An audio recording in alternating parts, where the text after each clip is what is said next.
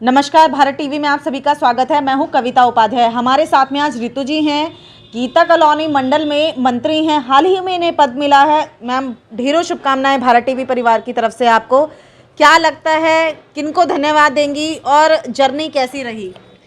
सबसे पहले तो मैं आपको धन्यवाद देना चाहूँगी कि आप मेरे पास आए, मुझे जानने के लिए और मुझे लोगों तक पहुँचाने के लिए आए, ताकि मैं अपनी बात को आपके माध्यम से जनता में पहुँचा सकूँ और अपने सहयोग की महिलाओं को बता सकूँ कि हम आगे क्या करना चाहते हैं और किस तरह से भाजपा से जुड़ के हम कार्यकर्ताओं का रूप लेकर लोगों तक कैसे एक समाज सेवा का पॉइंट अपना आगे रख सकते हैं। जी, और धन्यवाद किनका, जो भाजपा के नेतृत्व हैं, जो ऊपर के नेता हैं जिन्होंने आपको ये पद दिया है। क्या लगता है, कैसी रही जर्नी अब तक की? भाजपा कब से ज्वाइन किया? मैम, मुझे भाजपा ज्वाइन करे हुए अभी 3 साल ही हुए हैं और मैं सबका धन्यवाद करती हूँ जिन्होंने मुझे अब तक का सपोर्ट दिया। सबसे पहले मुझे यहाँ पर गीता कॉलोनी मंडल में महिला मोर्चा महामंत्री बनाया गया। महिला मोर्चा के महामंत्री के रूप में मैंने महिलाओं के लिए बहुत काम किया, समाज के लिए बहुत काम किया, अपने मंडल के लोगों को सुना, महिलाओं की प्रॉब्लम्स को सॉल्व किया, शिक्षा के लिए मैंने कार्य करे। फिर उसके बाद मुझे ज़िला में जाने का मौका मिला, जब मैंने छवि जी का साथ दिया। हम लोगों ने गौतम गंभीर जी के टाइम पे भी बहुत काम किए, चौपालें लगाई। चौपालों के माध्यम से हमने भाजपा का खूब प्रचार किया। हमने बताया कि भाजपा एग्जिट करना क्या चाहती है और लोगों के लिए क्या कार्य कर रही है। इस चौपाल के माध्यम से मैंने आगे लोगों को पहुँचाया। उसके बाद अब मुझे रिसेंट में मंडल में पद दिया गया मंत्री का। मुझे मंडल में आने का धन्यवाद देती हूँ, मंडल में लाने के लिए धन्यवाद देती हूँ, क्योंकि मैं चाहती थी कि मैं अपने लोगों के लिए कार्य करूँ, मैं अपने गीता कॉलोनी क्षेत्र के लिए कार्य करूँ, ताकि यहाँ के लोग भी मुझे जाने, आसपास के लोग भी क्यों वंचित रहें कि जो मेरी सेवाएं हैं, जो मैं लोगों के लिए करना चाहती हूँ, वो इस चीज़ से क्यों वंचित रहें। मैं लोगों को बताना चाहती थी कि मैं यहाँ पर हूँ और मैं लोगों के लिए कार्य कर रही हूँ। मंडल में आकर मुझे इस चीज़ से बहुत खुशी मिली कि मैं अपने आसपास के लोगों के बीच में रहकर, अपने परिवार के बीच में रहकर कार्य कर रही हूँ। रितु जी, इस टाइम पर अगर दिल्ली की बात देखें तो हाल ही में बड़ा निंदनीय काम हुआ। 26 जनवरी हमारा सबसे बड़ा गौरवान्वित दिन, और लाल किले पर कोई और झंडा लहरा रहा था तिरंगे के साथ में। क्या कहेंगे? बिल्कुल मैम, मैं इसकी घोर निंदा करती हूँ। हमारा राष्ट्रीय ध्वज को उतार कर वहाँ पे किसी और झंडे का लगाना सबसे बड़ा अपमान था भारत के लिए, और साथ साथ वो 26 जनवरी को किया गया, जो हमारा एक प्रतीक है। जिस दिन हमारे पूरे भारत पर, पूरे विश्व की नज़र होती है, उस दिन इस तरह का घृणित कार्य किया गया। इस चीज़ की मैं घोर निंदा करती हूँ। कहाँ है वो केजरीवाल जी जो इनका सपोर्ट कर रहे थे? फर्जी किसानों ने बेचारे पुलिसकर्मियों को, बेकसूर पुलिसकर्मियों को मारा, निहत्था घायल किया, उनके पीछे दौड़े, पब्लिक प्रॉपर्टी को नुकसान पहुंचाया, महिला कर्मचारियों को मारा गया।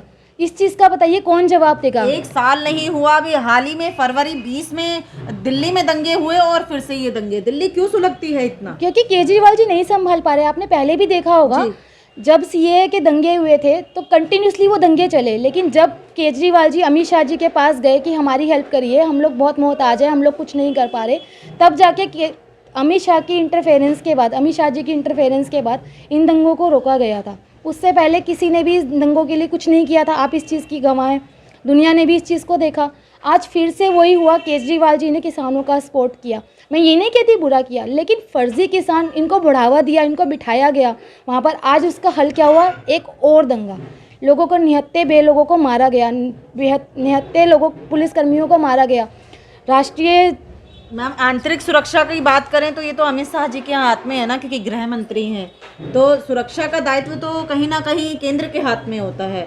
लेकिन केजरीवाल जी उन्हें कार्य नहीं करने देते ना मैम। जब तक वो, क्या लगता है, भड़काते हैं? बिल्कुल लोगों को भड़काते हैं। जैसे किसान आंदोलन में उन्होंने भड़काया, सीएए में भी आपने देखा होगा कि उनके विधायक वहाँ पर गए, यहाँ पर उन्होंने किसान आंदोलन में लंगर लगवाए, वहाँ पे बिरयानी बंटवाई, इवन उनके विधायक वहाँ पे बैठे भी हैं, आपने वहाँ जाके देखा होगा।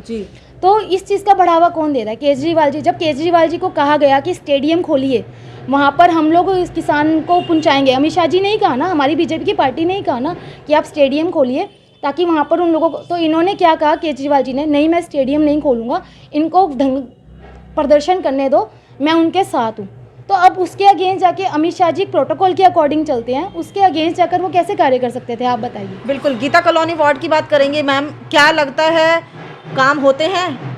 बिल्कुल मैम, गीता कॉलोनी में काम होते हैं, लेकिन एक निर्धारित तय किए हुए सीमा तक होते हैं। क्यों? इसका सबसे बड़ा रीज़न ये है कि केजरीवाल जी हमारी निगम पार्षदों को, हमारे जो विधायक हैं उनको हमारे ही हिस्से का, हमारे ही हक का पैसा नहीं देते हैं। लास्ट उन्होंने अभी 13,000 करोड़ का घाटा किया MCD में। अब लेटेस्ट में उन्होंने जल बोर्ड का घाटा किया, 26,000 करोड़ का घोटाला किया, जिसका उनके पास कोई हिसाब नहीं है। गरीब लोगों का पैसा वो खा रहे हैं। MCD की तनख्वाहें हम लोग नहीं दे पा रहे, स्कूल की तनख्वाहें नहीं दे पा रहे। इवन जो कोरोना काल में MCD के कर्मचारियों ने कार्य किया, बहुत बड़ी बात है मैम, बहुत बड़ी बात। वो अपनी जान पे खेलकर आप लोगों की सेवा कर रहे थे, हम लोगों की सेवा कर रहे थे। आज हम निहत्ते हैं, हम लोगों के पास कोई चारा नहीं है उन लोगों को सैलरी देने का। बताइए कैसे दें? जब 13,000 करोड़ रुपए MCD के केजरीवाल जी ने खा लिए, आज हम कैसे पेमेंट करें सबको? किसी को पेमेंट नहीं कर पा रहे, लोगों के घर में चूल्हा नहीं जल रहा। उसके बाद उन्होंने जल घोटाला किया 26,000 करोड़ का। लोगों के घरों में गंदा पानी आ रहा है, सीवर में गंदा पानी आ रहा है। आप जाके देखिए, बच्चे बीमार पड़ रहे हैं। आप मेरे जैसी और आप जैसी महिलाओं को बच्चों को पानी खरीद के पिलाना पड़ रहा है। क्या कहते थे वो जब वो इसमें केजरीवाल जी आया आम आदमी पार्टी में कि मैं लोगों को मुफ्त जल दूंगा। सर आप मुफ्त जल तो छोड़िए, जो पैसा आपके पास हमारे जल का था वो भी आप खा गए, जिसका आपके पास आज कोई हिसाब किताब नहीं है। आपने शुरू में बोला CCTV कैमरे, वाईफाई, बच्चों की शिक्षा, जल, बिजली, हर चीज़ में आपने घोटाला किया। कोई भी आपने किसी भी चीज़ में अपनी पूरी बात नहीं रखी। उसके बाद आप कहते थे शीला दीक्षित जी को मैं यहाँ पहुँचाऊँगा, कि कांग्रेस को मैं यहाँ पहुँचाऊँगा। आप तो खुद उनसे गठबंधन करने के लिए पहुँच गए थे जब आपको सरकार बनानी थी। शर्म आनी चाहिए आपको केजरीवाल जी। मैम, लगता नहीं है कि प्रधानमंत्री का सपना देख रहे हैं और प्रधानमंत्री जल्दी बनेंगे? क्योंकि आने वाले समय में दिल्ली NCR के पास में उत्तर प्रदेश में इलेक्शन है 22 में, और जहां दिल्ली में भी इलेक्शन है, और कह रहे हैं कि दिल्ली रोल मॉडल है और हम जीतेंगे। अरे मैम कैसी बातें कर रहे हैं? दिल्ली तो उनसे संभाली नहीं जा रही, इतनी बड़ी UP कहाँ से संभालेंगे? 2 दंगे दिल्ली में हो चुके हैं, घोटाले आए दिन दिल्ली में वो कर रहे हैं, निहत्ते लोग मर रहे हैं, बेजुबान लोग बीच में परेशान को हो रहा है। हम लोग और आप ही तो परेशान हो रहे हैं। जब बॉर्डर बंद हुए, अगर ये मान लीजिए स्टेडियम हमें दे देते तो ये लोग बॉर्डर पे नहीं बैठते। अगर आप अमित शाह जी को स्टेडियम दे देते तो अमित शाह जी इनको व्यवस्था करते और स्टेडियम में रखते तो लोग परेशान ना होते। अब देखिए आप कितने बॉर्डर बंद थे, 5-5, 6-6 किलोमीटर, 15-15 किलोमीटर लोगों को एक्स्ट्रा जाके अपने एक स्थान से दूसरे स्थान पे पहुंचने का जाना पड़ता था। कोई बीमार है, कोई शादी में जाना है, किसी की कोई प्रॉब्लम है, कोई नहीं सफ़र कर सकता, लेकिन उसे फिर भी 15-15, 20-20 किलोमीटर एक्स्ट्रा देना पड़ता था। मैडम, मंत्री हैं आप गीता कॉलोनी मंडल में, आपके कार्यकाल में निगम चुनाव है, क्या लगता है कितनी मेहनत करेंगी रितु जी निगम में भाजपा को लाने के लिए? बिल्कुल मैम, पूरी मेहनत करेंगे, दिन रात एक कर देंगे। इस भाजपा को कमल हमें खिलाना ही खिलाना है। निगम पार्षद के चुनाव हमने जीतने हैं, इसके लिए दिन हो या रात हो हम आपके साथ हैं, जनता के साथ है। इस सहयोग के लिए हमेशा खड़े हैं हम आपके। जनता आपको क्यों चुने? हालांकि अभी भी नीमा जी यहाँ की निगम पार्षद हैं, फिर लेकिन क्यों दोबारा आपको चुना जाएगा? क्या विश्वास है ये? मैम इसलिए कि चाहती हूँ कि महिलाओं के लिए कुछ करूँ। भाजपा ने काम किए हैं, उन्हीं के साथ जुड़कर मैं भी आगे चलूँ। मोदी जी ने काम किए, अमित शाह जी ने काम किए।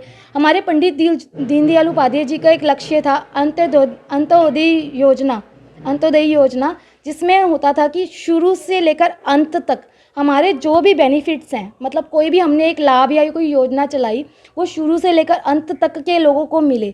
और मैं भी उसी नीति पे काम करती हूँ कि शुरू से लेकर एंड तक जो गरीब से गरीब लोग हैं, जैसे झुग्गी झोपड़ी के, जो छोटे तबके के लोग हैं, वहाँ तक भी हमारी योजनाएं पहुँचाई। और लेटेस्ट में सबसे बड़ा उदाहरण है मुद्रा योजना जी, जो हम लोगों ने लोगों में पहुँचाई, जगह जगह कैंप लगे। उस मुद्रा योजना का 70% लाभ महिलाओं ने उठाया है मैम, जिससे छोटे छोटे व्यापारी, रेडी पटरी वालों को 10,000 से लेकर 15,000 तक का लोन मिला और वो अपने घर को चला पा रही हैं आज। इससे बढ़कर कोई बात नहीं होगी अंत्योदय योजना की। बिल्कुल, आपने रितु जी को सुना।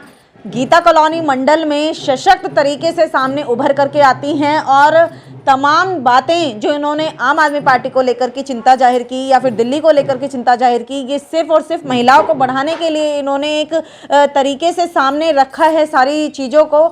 और उम्मीद करते हैं कि आप जो वीडियोस देख रहे हैं, जो इनका इंटरव्यूज़ देख रहे हैं, जो भी चीज़ें आपको पसंद आई हैं वो आप कमेंट बॉक्स में ज़रूर कमेंट करें।